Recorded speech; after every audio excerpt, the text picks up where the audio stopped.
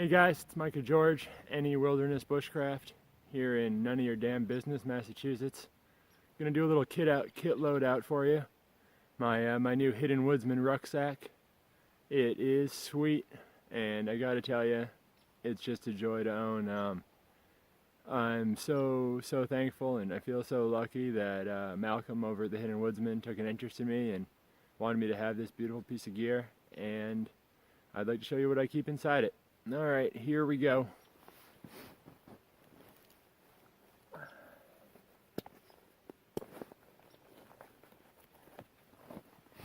First item I keep on the bottom of the pack. This is my kneel pad, and it's just a piece of foam, closed cell foam sleeping pad that I taped up with some orange duct tape, so it's a nice signal. It's a great little multi-tool, fans the fire, does all sorts of stuff. Anybody who spends enough time in the woods knows how tiring it gets to be on your knees, and this helps out a lot with that. In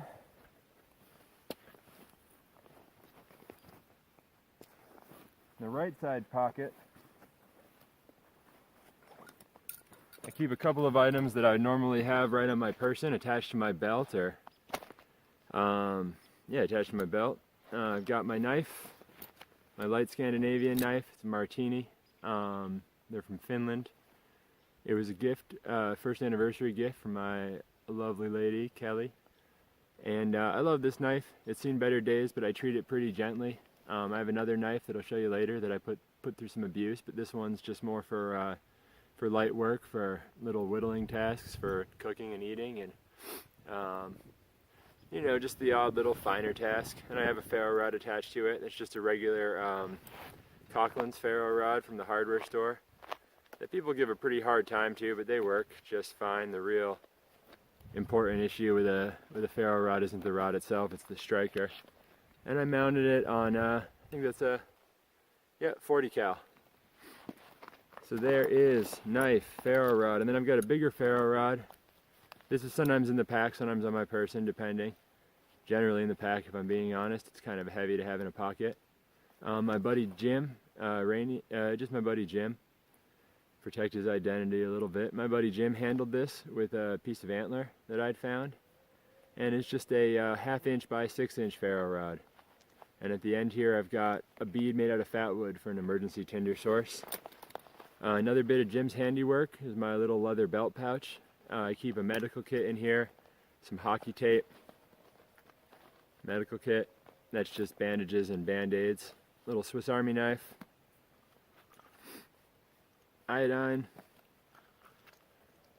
this balm from a local farm, Birch Moon. It's nice on cracked hands, dry lips, all of that kind of around the fire stuff, and it looks like a couple of Excedrin and a tweezer. So that's the contents of my medical kit.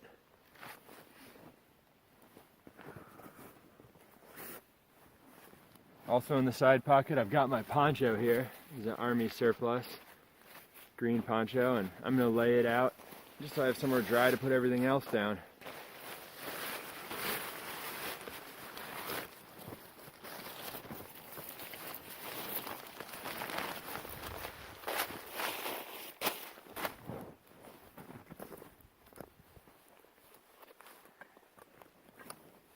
As we move into the left pocket, I've got clean canteen, 24 ounce, and a Corona folding saw. I like the Corona saw an awful lot. I see a lot of other brands represented pretty heavily, and you don't see a lot of Corona in the bushcraft world, but it's inexpensive and available locally. I got mine at the hardware store, and it's got sharp teeth. It cuts great, rips through wood. I like it. It's a nice little saw.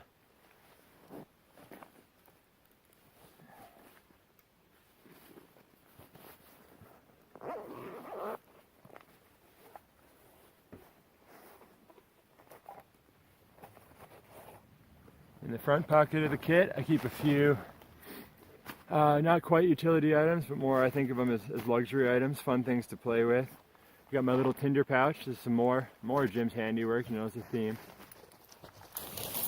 Get out of here, Porter. Some fat wood pieces from Pine Fire Fat Wood. Char tin, some jute twine, some crazy little thing Michael over at Pine Fire Fatwood makes. I'm looking forward to seeing what it can do. I don't know a thing about it, but it smells like pyromania. Little beeswax, matches, and the last thing is pretty cool. This is 2 stones that were sent to me by Dustin James over at bushcrafttools.com, and he's with the Hunter Gather Cook guys in the UK there. And these are flint and iron pyrites, and they throw the tiniest little sparks. I don't know if you'd be able to see it all, but I have a dream to start a fire with this. I'm working on it. It's the way that flint and steel is so much weaker and fewer sparks than a ferro rod. That's how much weaker and fewer sparks this throws than the flint and steel, and it's been a challenge, but I'll get there. Next item I had in the front pouch there was a couple of handkerchiefs. I like to sport pink handkerchiefs because I'm clearly very masculine. Got a lighter, just in case I don't feel like messing around. Or maybe I would have to mess around. And another piece of that nice fat wood from Pine Fire. And I've mostly been taking this just to enjoy it. I haven't used it to start a fire or anything, but I like looking at it. It's got a beautiful color to it. And that's made its way into my pack.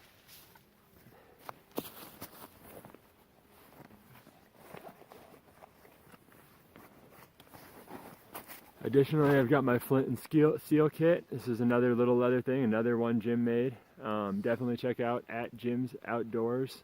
There's an underscore in there somewhere on Instagram. He does fantastic work. He's a skilled, excellent woodsman, and I'm really touched and honored to be his friend. Another lovely little gift from somebody. This is my Any Wilderness flask.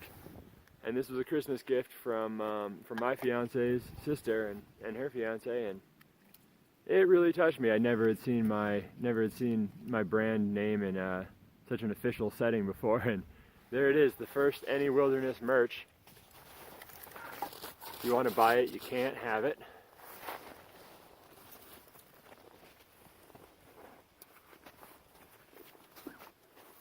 We move into the main pocket of my pack. Got a little blue bag I keep. Nice for carrying tinder or gathering anything. Pashmina, I don't have to tell you how useful they are. 3 foot by 3 foot cotton square, a million uses in one. Got my gloves. They're Carhartt, they're heavy leather. I think they ran about 50 bucks, again available locally. I got a little merino wool beanie. It looks goofy and I don't tend to wear it, but an extra layer on your head can help if things get cold. And I got a dry pair of Darn Tough socks. Another brand I'm unaffiliated with but appreciative of.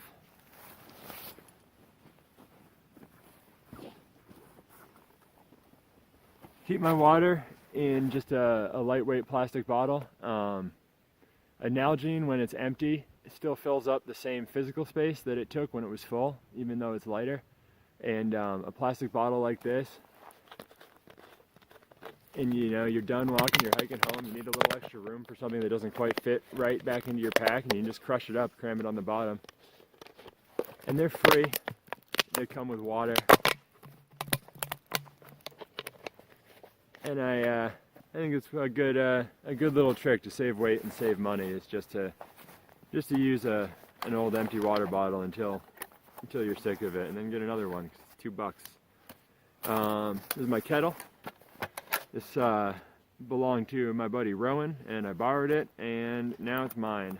It's from the U.S. Forest Service mess kit, the 24-piece mess kit, and it's stainless steel, and it's, I have to guess, from the 40s or 50s, because they switched to aluminum in the 60s, and it's just a constant companion. Well-loved piece of equipment there. Another handkerchief for cleaning up. A couple of Sierra cups. These are from a great little store in Northampton called Don Gleason's. That's unfortunately going out of business, but I'm going to try to pick up a handful of these, and I may have them available for sale.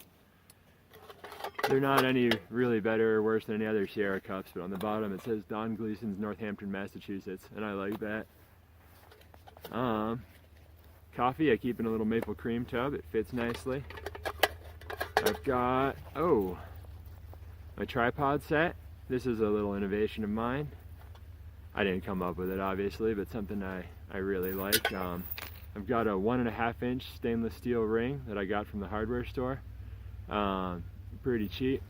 And a length of about 3 feet of window weight chain, which is rated really high, I think for 500 or 600 pounds, something like that. And I could be entirely off. I'm basing that on nothing at all.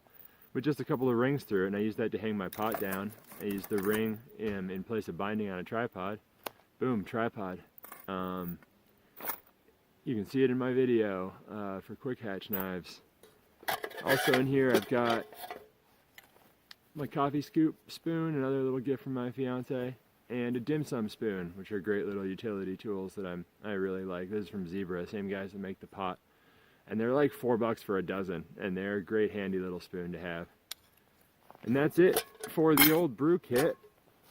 Moving on.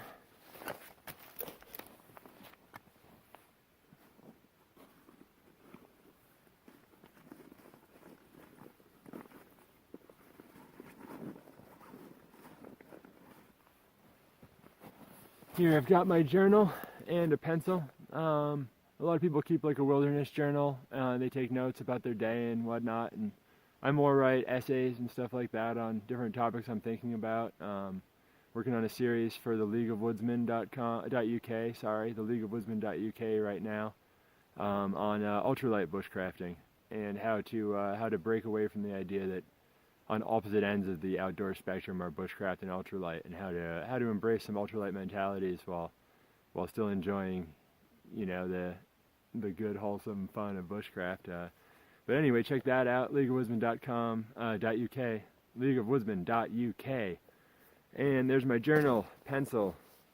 Got my knife here. This is my quick hatch trapper. This was the first thing I ever got as some sort of a public entity. This was like my first freebie, and this knife means a lot to me. You can see it's pretty well used and loved. It's got pine pitch on it. I don't keep it too clean.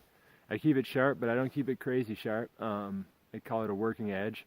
A razor sharp edge is just for what I do with the knife. It just doesn't make a whole lot of sense. I use it to split wood. I use it to chop limbs off. I kind of make a lot of use of its weight. I hold it way down there and get a good whack on it like that, but still sharp enough to just barely not drag down my thumbnail, so sharp enough. And again, while I'm thanking the wonderful people that give me this great gear to use, I'd like to thank Quick Hatch Knives and French and Good over there, and just say what a great job he's doing there, building a community around his craftsmanship, and what a great knife this is, and I can't wait for the next one. Cheers, Brenton. Appreciate it, buddy.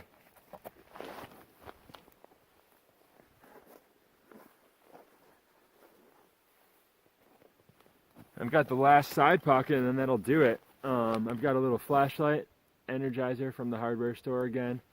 I don't carry a headlamp, but when I do want my hands free at night, I put on one of my bandanas, tuck this right down the side, clip it on. There you go, 2 items that exist separately and are useful separately in the pack become one other item and save you from a third thing to carry. I've got my utility pipe.